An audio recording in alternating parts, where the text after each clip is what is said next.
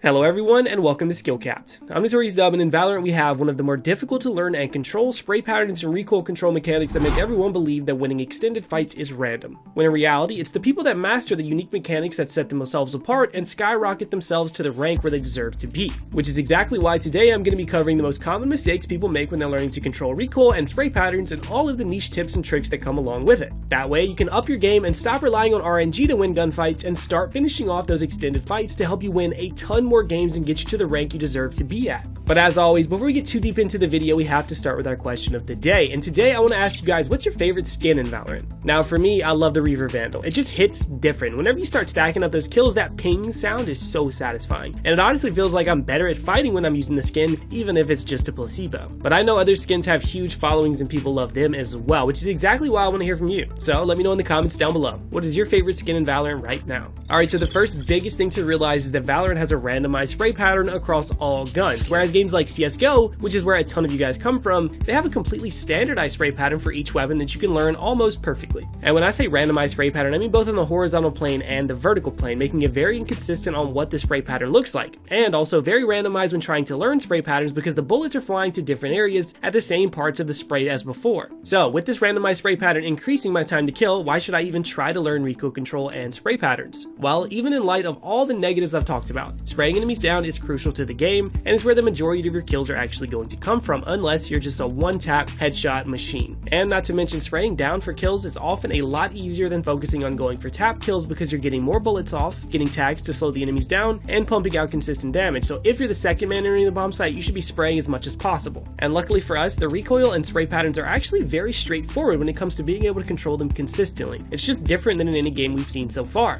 Now, 80% of controlling your recoil and spray pattern comes down to countering the movement, and there's vertical and horizontal movements in the spray patterns of Valorant. So let's start with vertical movement because that's where you're going to be getting most of your kills off learning to control that first initial vertical movement. So in general, weapons in Valorant have spray patterns that follow a line straight up until they make a hard turn going horizontally. And on this line, there's going to be a ton of deviation left and right, and even a little bit straight up. But learning to control your recoil should be you counting your bullets and figuring out how many shots it takes before your bullets start straying off to the side. And over half the fights you get into in game are going to be determined by your ability to control this one line. And it's going to be a little bit different for every gun, so count the bullets for the gun you're trying to work on. But for the Phantom, it takes about 10 shots before the weapon becomes too random horizontally. But it is slightly randomized up to that point, so sometimes it can be up to 12 shots before it shifts horizontally, and sometimes it could be as little as 8 bullets before the deviation starts. So I recommend that 8 bullet threshold, so you need to be practicing the ability to pull down the perfect amount every single time so you get your shots off and keep your bullets in the area where they can hit the enemy in the head the entire time. So it's time to start practicing. Pick a ring on the target in the shooting range and start with your first bullet hitting the very top of that ring, and practice pulling down for 8 shots and keeping your bullets perfectly at that headshot level of your accuracy that you picked out. And this is super beneficial because even if you don't hit that headshot, the Phantom does take 5 hits to kill, and being extremely accurate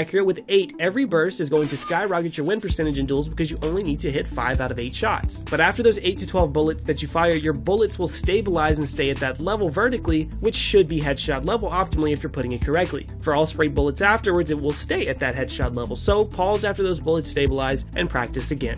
But then it transitions into horizontal movement, which is where this whole thing gets nice and tricky.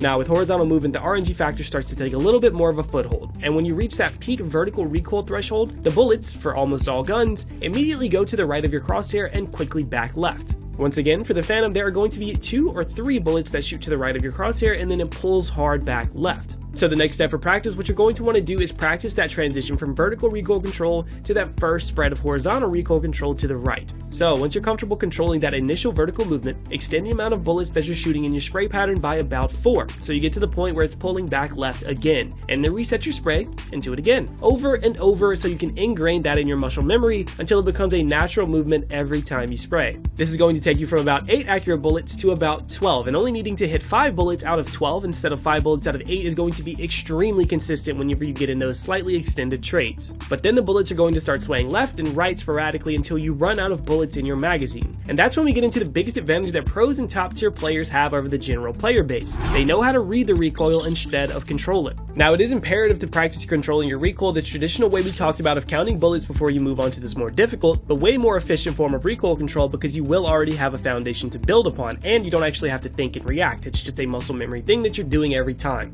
But whatever whenever you're spraying your bullets out, take a look at your gun and you're going to realize your gun model shifts to the right before your bullets start swinging right, and the gun model will shift left just before the bullets start shooting to the left. And your crosshair will actually do the exact same. This movement is what you're going to be reading to correct your recoil. In game, you're going to be focusing on your target, but your peripheral view is going to take a little note of those little pulls that your crosshair and weapon are doing. You're going to feel that pull, and you're going to be able to get more accurate shots off way faster once you get this strategy down. So go back to our target from before. Spray out bullets until you get to the horizontal spread portion. And here, focus solely on watching your gun and your crosshair. Whenever it pulls to the right, pull your mouse back to the left. Whenever it pulls left, pull your crosshair right as quickly as possible without worrying about being accurate on the target. We can focus on accuracy later, but what this is going to do is get you used to correcting your recoil off reading the movement instead of the set spray pattern you've been following so far. And eventually it's going to become a subconscious thing that you do, and you can then translate that into trying to be accurate with those bullets as well. And keep in mind, this is going to take some time to get used to and a ton of repetitions before you've mastered it. But take your aim to the practice dummy to the right, set it to 20 meters and spray away. And here you want to start focusing on your target, but only watch your gun and your crosshair in your peripheral, and adjust your aim accordingly to slowly start hitting more and more shots every magazine. And this is specifically the mechanic that makes people think Valorant is so random when it comes to extended trades, because most people don't realize they have to move their mouse a different way every single time, and you have to practice on being able to adapt your spray throughout the fight. But there is one major strategy we still have to talk about before we get into the niche tips that help you pick up kills, and that's spray transferring. Now, spray transferring is the perfect way to start picking up multi-fragging, because most of the time if you have multiple people in your line of sight, you don't have time to go for burst or get some shots off and get back behind cover. Sometimes you just gotta hit that crouch button, pump out bullets, and go for the hero play.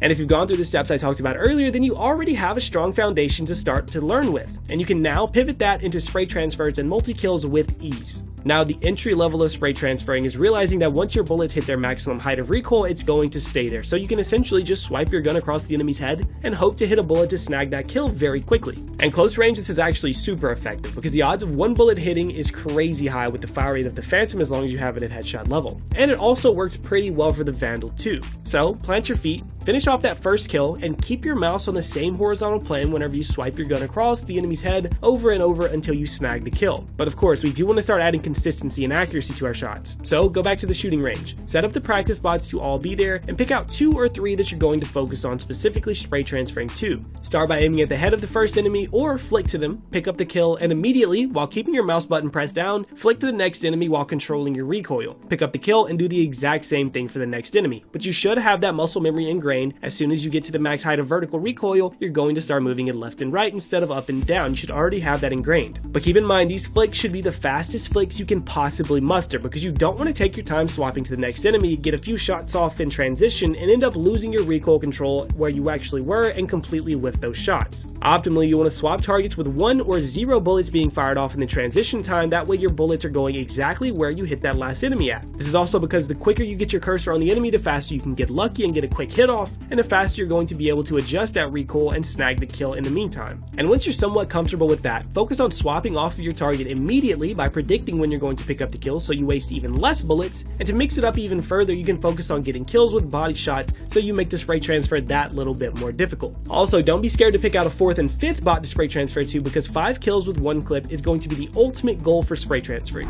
Now, let's talk about the niche tips you should be working into your game so you can start picking up more of those spray kills, and the first is the crab walk, or the CSGO peek. In CSGO, just like in Valorant, when you're crouching, even if you're moving as fast as possible in your crouch, you're still going slow enough to be almost fully accurate. This gives you the ability to fully start spraying out accurate bullets while swinging an angle, moving to cover, or just moving to throw the enemies off their aim. And the moving back to cover portion of this is going to be the most important, because often you're going to whiff or get caught out and need to get back to cover. So instead of pulling your knife out and struggling to get back while the enemies continue to slow you down with bullet tags, crouch down and crab walk back to safety as you're getting your accurate shots off, and it gives you the chance to at least get lucky and pick up that free kill. And deathmatch is going to be the perfect place to practice this. Keep your sound on, and anytime you get caught out or hear an enemy about to peek you, hit that crab peek on them and spray them down. And for our last tip, of course, I have to talk about the outer line of firing error.